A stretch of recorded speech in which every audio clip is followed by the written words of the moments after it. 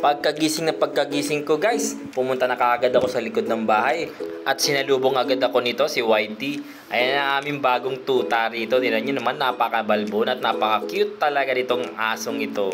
Kung iparapol ko kaya to, meron kayang sasali? Comment down below nga guys kung meron sasali sa inyo. Tuwang-tuwa naman mga katubig! What's up mga katubig? Ngayong araw ay wala na naman akong magawa sa shop. Kaya yan, napagbuntungan ko na naman ng init ng ulo ko tong mga styrotab ko rito sa likod ng bahay. Kaya nag-isip na naman ako ng walang kwentang pagkakabalahan. At kinuha ko tong styrotab na ito, styrobox, para ilagay na naman dito sa aking mga styrobox fish ko rito sa likod. Dahil nga nakukulangan na naman ako ng paglalagyan ng aking mga bagong isda. Dahil ang dami na naman bagong fry na hinatch ng aking mga isda rito. Kaya kailangan kong magdagdag. Inumpisahan ko na ang linisin to mga katubig. At yan, kinuha ko yung aking rake para naman pantayin yung lupa na paglalagyan ko ng styrobox. At inaalis ko yung mga bato na para hindi tumusok doon sa ilalim ng styrobox. Baka kasi doon pa magumpisa ng pagkakaroon ng leak. At nangiram ako nitong pang-compress ng lupa na to. Hindi ko alam ang tawag sa Tagalog ito. Ano ba tawag sa inyo to guys? Comment down below nga. Ginamit ko yan para siguradong walang nakausli ng mga bato at hindi tutusok sa mga styrobox ko. Pagkatapos yan ay sinukat ko na yung styrobox kung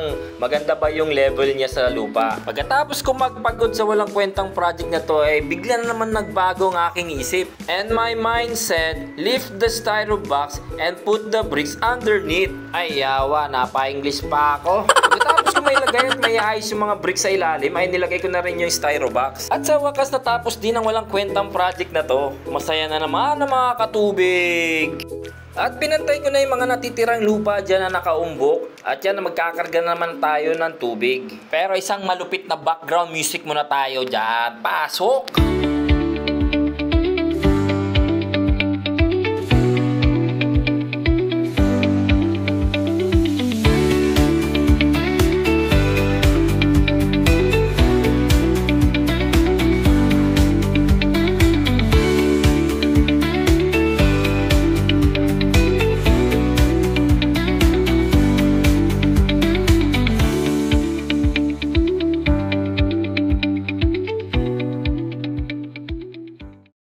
Dahil hindi ko nga natapos yung ginagawa ko ng araw na yan ay kinabukasan ko na ito tinuloy. At yan nga guys, at hinuhuli-huli ko na yung mga maliliit na fry ko ng balloon red platiko para ilagay dyan sa bago kong styrobox. Kailangan talaga silang ilipat para mas mabilis silang lumaki at makakain sila na mas mabuti.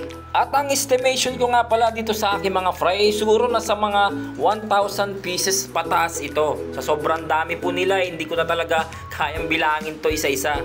At ganito nga pala guys ang kanilang itsura, parang batong nalunok ni Darna.